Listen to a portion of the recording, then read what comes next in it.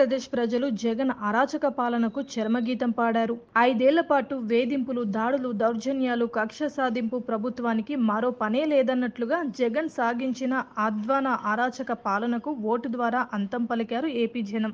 AP అసెంబ్లీలో 175 స్థానాలుంటే వాటిలో 124 స్థానాలు తెలుగుదేశం కూటమి చేజిక్కించుకుంది.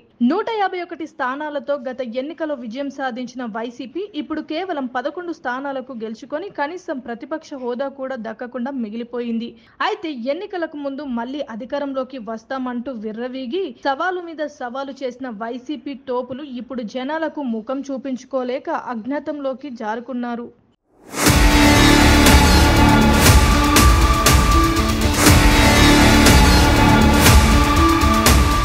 అలాంటి వారిలో మాజీ మంత్రి అనిల్ కుమార్ యాదవ్ ఒకరు. అయితే పార్టీ అధికారంలో ఉండగా తాను మంత్రి పదవి వెలగబెడుతున్న సమయంలో అనిల్ కుమార్ యాదవ్ నెల్లూరు జిల్లాలో సాగించిన దోపిడీ పర్వం అంతా ఇంతా కాదు. నెల్లూరు జిల్లాలో ఖనిజాల దోపిడీ సహా అనేక అక్రమాలకు పాల్పడ్డారన్న ఆరోపణలు ఉన్నాయి. అంతేకాదు జిల్లాకు చెందిన సీనియర్ నేతలు ఆనం రామనారాయణ రెడ్డి, కోటంరెడ్డి శ్రీధర్ రెడ్డి, మేకపాటి చంద్రశేఖర్ రెడ్డి వంటి వారు వైసీపీ తీరుతో, జగన్ విధానాలతో విభేదించి బయటకు వచ్చి తెలుగుదేశం గూటికి చేరారు. వారిని అనిల్ కుమార్ యాదవ్ అనుచితంగా దూషించి వారి రాజకీయ జీవితం ముగిసిపోయిందని చెప్పారు. ఒకవేళ వారు రాజకీయాలతో రాణిస్తే తాను రాజకీయ సన్యాసం తీసుకుంటానంటూ సవాలు సైతం విసిరారు.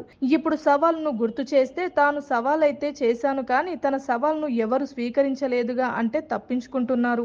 ఇప్పుడు ఒకసారి మీరు అందరూ ఆలోచన చేయాలా, నేను ఛాలెంజ్ విసిరాను కానీ ఛాలెంజ్ ఎవరు తీసుకోవాలా? ఎలా ఉంటారంటే నేను ఛాలెంజ్ విసిరినమాట వాస్తవమే.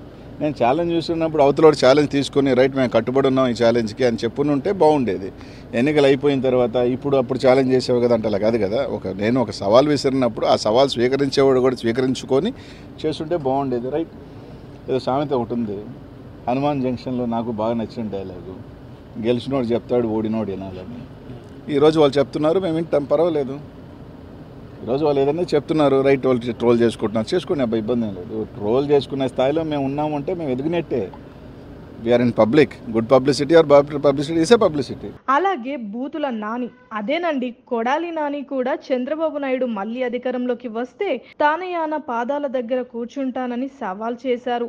ఇప్పుడు చంద్రబాబు అధికారంలోకి వచ్చారు. అయితే కొడాలి నాని మాత్రం తన సవాల్ను మర్చిపోయినట్లుగా వ్యవహరిస్తున్నారు.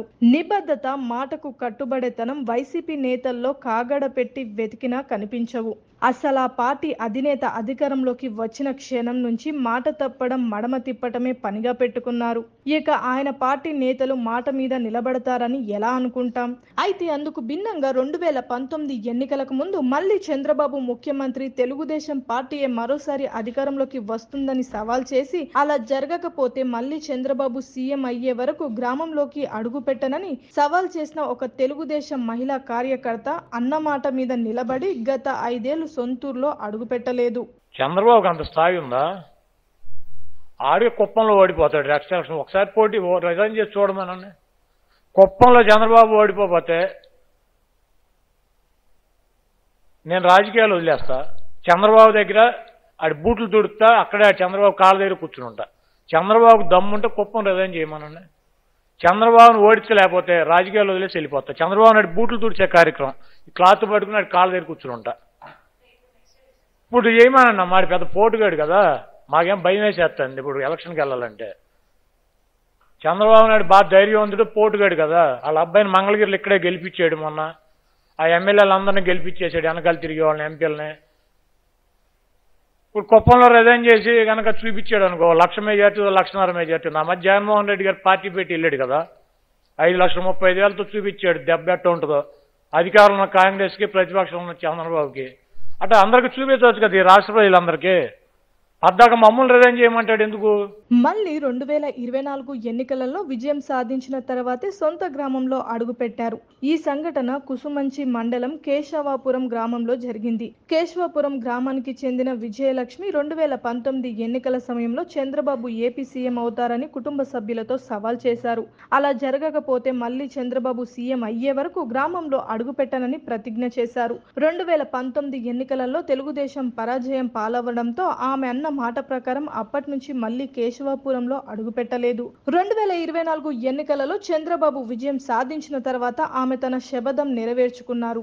5 ఏళ్ల తర్వాత స్వగ్రామానికి చేరుకున్నారు. గ్రామంలోని ఎన్టీఆర్ విగ్రహానికి నివాళులర్పించి ఇంటికి వెళ్లారు. ఈ సందర్భంగా కుటుంబ సభ్యులతో పాటు కేశవాపురం గ్రామస్తులు విజయలక్ష్మికి ఘనస్వాగతం పలికి సత్కరించారు. ఆమెను చూసి మాజీ మంత్రులు అనిల్ కుమార్ యాదవ్, కొడాలి నాని వంటి వైసీపీ నాయకులు మాట విలువ ఏమిటో తెలుసుకుంటే మంచిది.